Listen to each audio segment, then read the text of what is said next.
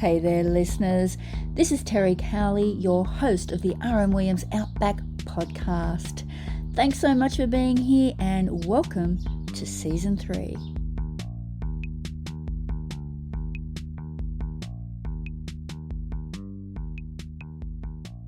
Ron and Viv Moon have been writing guidebooks on remote areas of Australia since 1985. Viv's cookbooks have become bestsellers for more than 20 years. I can't attempt to do justice to their incredible resume and list of outback expeditions and adventures on this podcast. That would probably take several days at least. Suffice to say, Ron is legendary in the outback travel space and the absolute go-to for information for intrepid four-wheel drive travellers, both in Australia and across the globe. It's great to have Ron writing for Outback. He's written about an arduous but inspirational expedition he recently undertook in the footsteps of the sometimes controversial explorer Ludwig Leichhardt. Hello, Ron. Hi there, Terry. How are you? Very well, thank you. We're excited to hear all about this adventure across Queensland and the Northern Territory. How and why did it come about?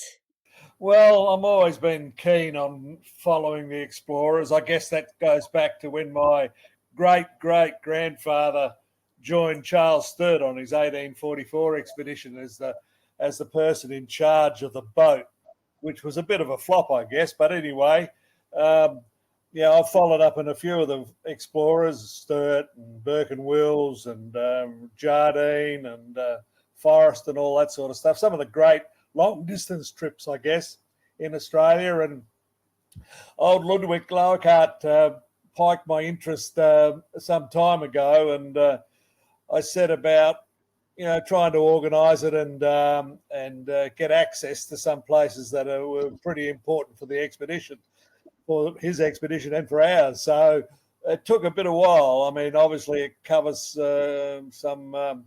some large cattle properties up on around the Gulf country and some Aboriginal land and things like that. And it took a while to get permission to get access to some of them. There were some failures too, but that's the way it is. And but we were lucky enough to put together a really good trip with just a couple of friends and me and Viv, and we set off earlier on in the year, back in May. So yeah, it was a good trip. It was fantastic. So you started at Jimbour Homestead on the Darling Downs. Yeah. I've been there. It's a beautiful place, and it seems basically so urbanised in that area now. But of course, back then, it was a real outpost, wasn't it? Yeah, it was a European outpost of civilization back in those days.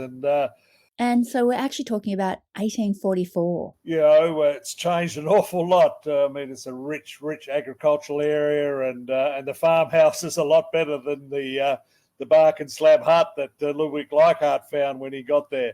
But it was his stepping off point into, well, basically the unknown as far as Europeans were concerned. There were some big expeditions going on there. And of course, Sturt was poking around in Central Australia as well. So it was a big year. I mean, I think Ludwig Leichhardt and Sturt were the first two to do some really big expeditions. I guess Air Across the Bight is a pretty big one as well. But yeah, so Ludwig, didn't get much government support and things like that, maybe because he was a Prussian and he sort of financed it himself more than anything. And those first few weeks, months even, when he set off, I mean, you get the impression he was just wandering, collecting botanical specimens. That was his want, and just enjoying the country and all that sort of stuff, with little thought about getting to Port Victoria up at Essington in the far north of the Northern Territory. Wasn't it Port Essington at Victoria, not the other way around? You'd know. Yeah, it was. It was okay. It was Victoria, as in the name of the settlement, and Port Essington was the huge harbour that was Victoria was settled on. Yeah, that's right. Yeah, well, my great grandfather, he built the Lewis Homestead, the first ruins of the buildings you see when you go to Victoria. So, yeah, my family was sort of involved in all that area up there. And that was probably one of the reasons I wanted to follow up. I mean, I've been to been to Coburg Peninsula and Victoria a couple of times, and I just wanted to go back and I guess have a look at the ruins and see how they were after all this time. It's incredible that you have that personal connection. Not too many people could boast of that. Yeah, we got away and headed up and just wandered north, just trying to keep fairly close to Leichhardt's track, and stayed on dirt roads as much as possible. And it's beautiful country, it's through Western and Central Queensland, and I guess following Leichhardt was a good excuse to enjoy the area and wander at will. So he was planning to take only about 6 months and ended up taking something like 15 months. How long did it take you? Yeah. Well, it took us about 8 weeks. Like I said, I guess we wanted to draw it out a bit as well. I mean, really enjoyed the country and all that sort of stuff. And then once we got away from Chillagoe, up there and on the Lind River, which Leichhardt had followed north until it hit the Mitchell, and then he followed the Mitchell down to almost to the Gulf before swinging south around the Gulf. And I really love that country up there as part of Cape York and all that sort of thing, and I've been going up there for a long time. So it was really magical to get up there again and poke along the Lind and then along the Mitchell, and we had permission to go onto a couple of properties up there, and that was fantastic. I mean, even though the cattle mustering was in full swing and the stations were pretty busy with contractors and truckers and all that sort of stuff up there, they lent us the time, and in fact, without their help, we wouldn't have found it, I don't think. I mean, we had some GPS points, but they were pretty old, and we've changed our GPS datum since they were put in, and you don't have to be far out up there when you're walking around on foot in the tall grass and in amongst the scrub to you got to be really close before you can see anything. And what we were looking for up there was the marker of John Gilbert's grave, which I mean he was killed when the camp was attacked by Aboriginals after I think the party probably done something wrong that upset the local people. Who done that, I'm not sure. But anyway, Gilbert was killed. Now, Gilbert was a really important character to the whole Leichhardt expedition. I mean, he was a naturalist. He'd been to Victoria at Port Essington. He'd been all over Australia collecting animals and birds and other specimens for John Gould, the great English collector. And he was really a linchpin of the whole expedition. And, of course, when he was killed, I think when you read the diaries of Leichhardt and look at his track and all that sort of stuff, when Gilbert killed, there was a really change in the whole atmosphere of the expedition, and really he wanted to get to Victoria as quickly as possible. Well, they were probably very scared. Yeah, I'm sure they were. I mean, you read the diaries, and they were always aware of how many Aboriginal people there were around them and coming into their camp often and things like that. In the most parts, they were pretty friendly. But they certainly knew there was a lot of people out there at that time, and those rivers and plains of the Gulf country would have been a fairly rich food source for Aboriginal people. But Leichhardt and his party, though, really did benefit from that Indigenous knowledge on occasion, didn't they? Yeah, for sure. And Leichhardt was willing to take all that information on board. I mean, he you got to say, it was an experimenter when it came to food or anything that looked like a bit of food. He tried everything. He'd eat anything, and if it made him sick, well, so be it. And if he saw the Aboriginal people eating something, he would try it, and those sorts of things. I don't think some of his crew were quite as enthusiastic, but Yeah, he was. He certainly tried everything and anything, and without their help and knowledge, the party would have been in serious trouble. I mean, one of the interesting things was that none of the crew, none of his men, suffered from scurvy, and it was because of his experiments with local vegetables and herbs that he found along the way. That was the case. I mean, that was a huge problem for early explorers. Do you think the fact that he did have kind of a mysterious disappearance, that's part of the mystique of Leichhardt? Yeah, well, yeah. Leichhardt vanished on his third expedition, which was, yeah, and the latest research probably indicates that he was in Western Australia, and I got a feeling it's probably right. I mean, if you've been up on that Canning Stock Route area and Lake Gregory and Sturt Creek, if that creek was flowing into Lake Gregory, I mean, huge inland sea, and it's been flooded too. I was out that way just a few months ago.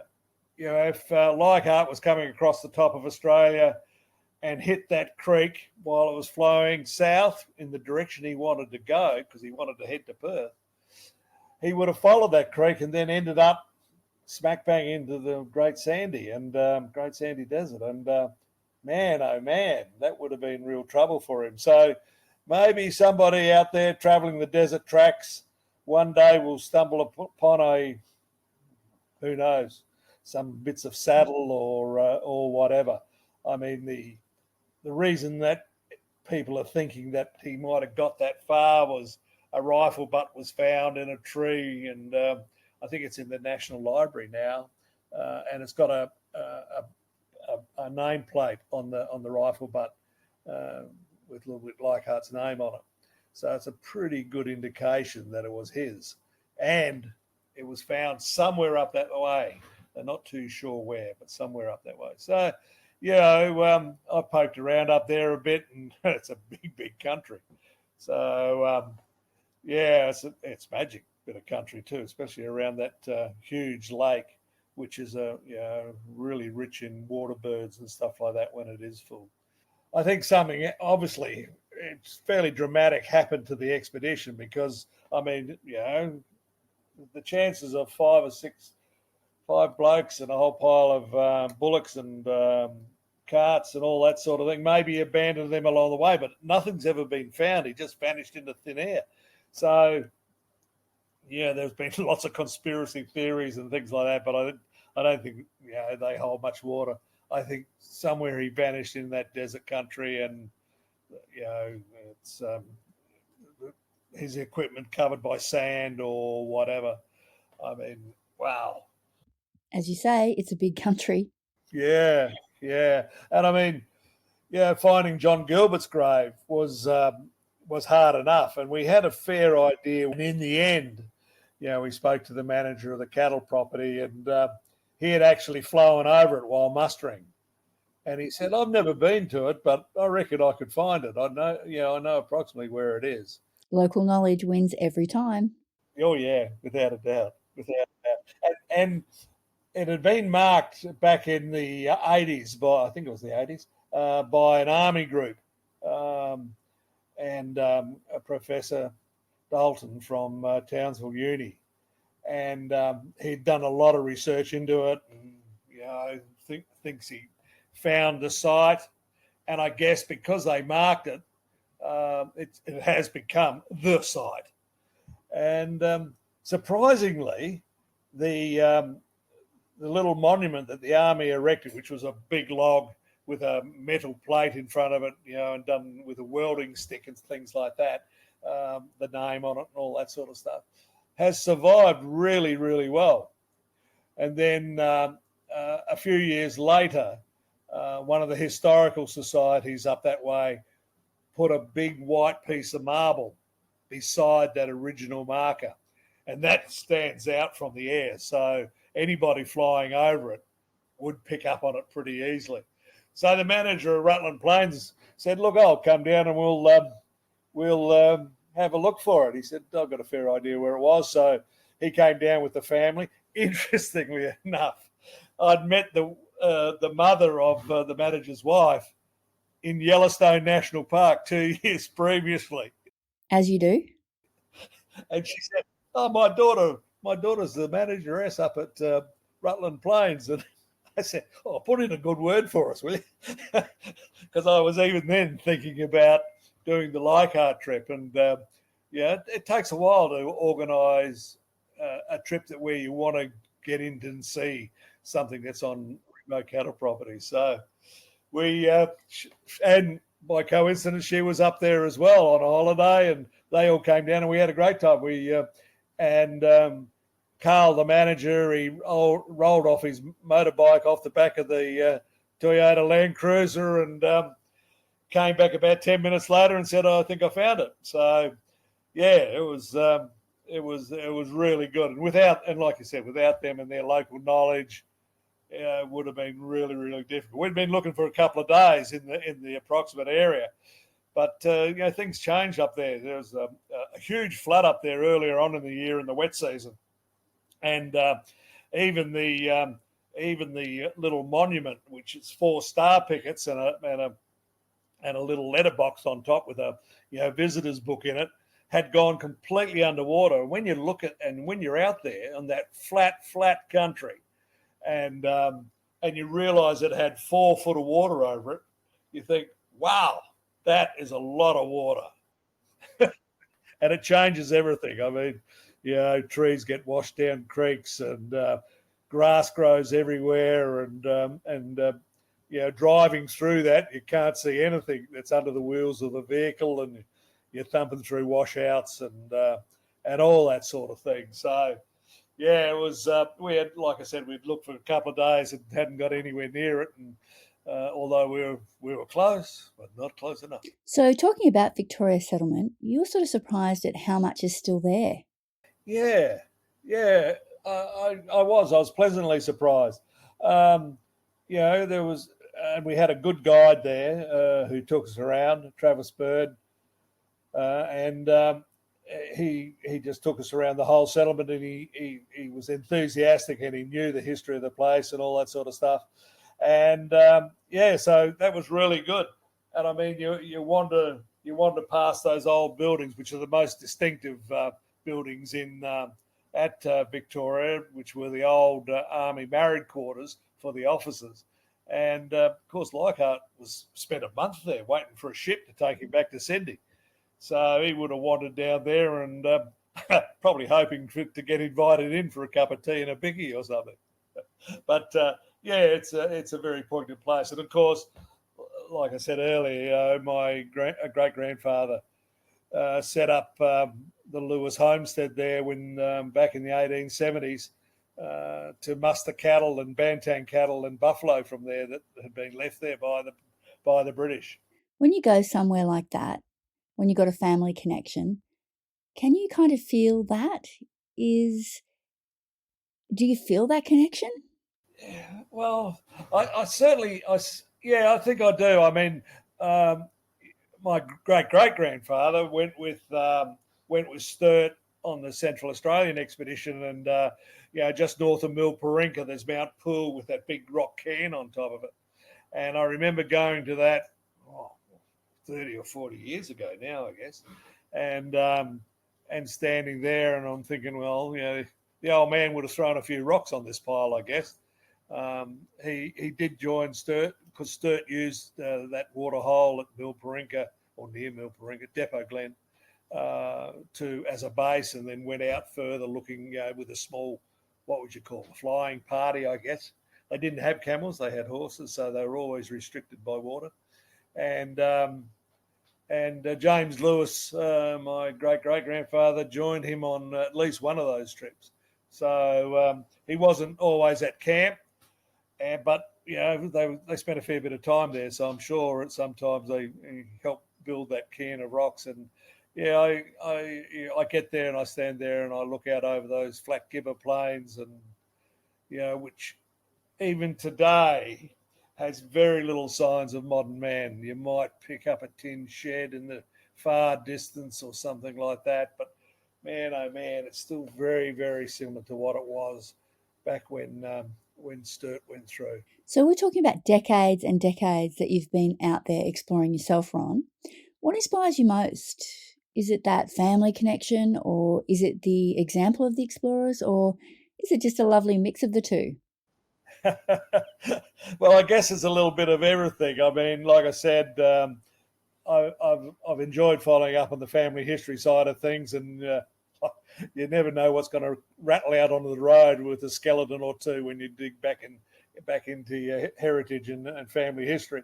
But I've always loved the bush. I was born in the Northern Territory and lived most of my early life in the Flinders Ranges of South Oz.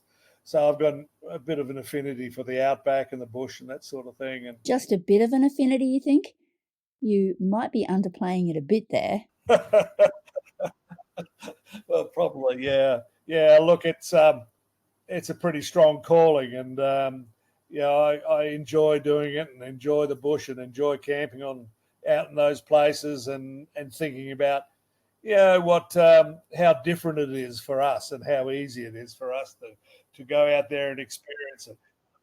And I think one of the things that has motivated me over the years, and I've been involved in outdoor magazines for nearly 40 years, and is trying to motivate people to go and out and enjoy the Australian outback and the Australian countryside. And I always remember on our first trip to Cape York, which was back in the 1980s, and we'd been up north of the Jardine. At that stage, there was no ferry across the river and all that sort of stuff. And we'd spent 3 weeks north of the Jardine, just poking around and looking at the history, World War II history and the history of the Jardines and all this sort of stuff. And the heritage of the place. So we got back to the Jardine, and everybody used to camp on the south side of the river at that stage, and I just loved it, And we got back, and there was people back there going, "Oh, there's nothing to see in the north of the Jardine," and that's what prompted us to write our first guidebook, and that was 35 years ago. And we wrote, we put out 15 editions of that guidebook, and then wrote for Hammer Maps and all that sort of stuff. But so I've always liked to motivate people to go out there and just enjoy this incredible country we've got, and its heritage and culture and fabulous scenery and fabulous places. And you certainly have done that. Well, we've tried, that's for sure. And I'm getting to if life is a 1 meter ruler, I'm getting towards the end. So Well, none of us are going the other way. no, that's for sure. But How old are you now, Ron? 70, nearly 76. You look good for it. Yeah, so it's the wild living and a good wife. I'm sure the bush is your medicine. That's it. Maybe it's also just being out in the scrub and things like that. And I've been lucky enough to earn a living out of travelling and riding and enjoying this great country of ours. And following the explorers has been one of the highlights of my life. And a couple of years ago, I got to say, I followed Burke and Wills, and I got a bee in my bonnet about visiting every grave of the Burke and Wills expedition. And there's about 7 strongly associated with the Burke and Wills expedition. And of course, Burke and Wills are the only ones who really get a mention. And I went out, and once again, a lot of that is on private property, cattle properties up in northwestern New South Wales and southwestern Queensland and up on the Gulf country and stuff like that. And we went and found went to those places and got permission to go out, and little monuments tucked away. There's one out in northwestern Western Australia. Once again, the army had gone out there back in the 80s and set a little monument up for a couple of the guys who lost their lives on the way back from southwest Queensland. They actually never got to Cooper Creek, but the army guys hedged their bets and put 2 monuments, one about 12 kilometres apart. so I think I went to the one that was the right one, because Becker had done a painting of the site, and when you stand on the hill nearby and you look out, you think, I think this is it. Having said that, when you're following people like that, and you, you I think it's a human trait that you tend to fit the scene that you're looking at to the photograph or painting that you've got. Possibly, I possibly. try not to do that, but So just relating it back to this great story about Leichhardt that is in Outback, as I said, I think at the outset, he was a bit of a controversial fellow. What's your opinion of him after this? Did it change after doing that expedition, or where do you sit now? well, I guess in more recent times he has been looked upon a bit more kindly than he was back in his day, and also right up and through the 40s and things like that. So I know I'm a bit ambivalent towards him. I've got to say he probably wasn't a good socializer in amongst his group and things like that. And he probably pretty Prussian in his whole outlook and the way he treated people and that sort of thing. But at the same time, um, he got through on that expedition and only lost John Gilbert. There were two badly wounded after that attack, and somehow he got them through. So in lots of ways, he was a pretty good leader. But whether he would listen to criticism or things like that, I'm not too sure. Yeah, today's HR departments would probably have a bit of fun with him. You're right there. But I really enjoyed travelling in his footsteps. ANU, I think, in put in a big map and on a website and all that sort of thing, which I've mentioned in the story. And you can go to any date, and it's got Leichhardt's diary entry for that, and a couple of other diaries, John Gilbert's, for instance, right up until he died, and a couple of the other members of the thing. So that's a really great source. So that really made it interesting because we could have a look at what the day to day was and where we were and where we were standing and the peaks we were looking at or the river we were following and follow that expedition in great detail. Ron, can you send me that link for our map maker, our cartographer? Yeah, sure. Yeah, no worries at all. But yeah, so and of course, there's been a few books on Leichhardt in the last couple of years and all that sort of stuff. So it all adds to the story. So is Leichhardt in Sydney named after him? Do you know? Yes, yeah. And he's got heaps of places named after him. So yeah, Yeah. I was just wondering about that one in particular being such an urban place. yeah. By all accounts, it was named after him, and uh, Thomas Mitchell would have rolled in his grave if he knew how many names Leichhardt was had named after him. So there you go. I think once again, being a Prussian and being an outsider when he came into Australia, people like Sir Thomas Mitchell looked down his nose at him and thought, well, what an explorer you are, and then got the surprise of his life when Leichhardt got off the boat and said, I made it. Yeah. So yeah. So, Ron, I'm curious, what's next on the list for you in terms of travel? Well, I've been looking at the travels of Giles. I reckon he writes one of the best books on the original diaries of Giles. Australia Twice Traversed.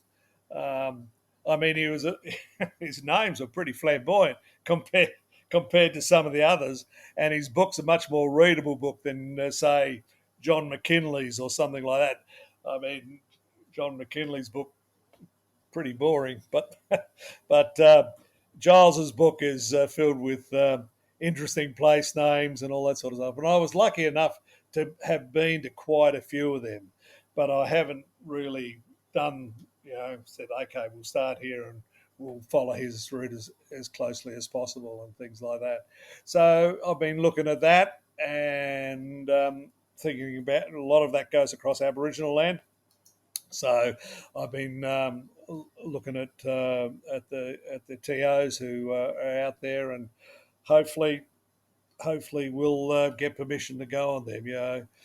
I mean, we were up in the Gulf talking about TOs and traditional owners. We were on 7 emus, which is owned by an Aboriginal elder, and a top bloke. I mean, he's just a really interesting guy.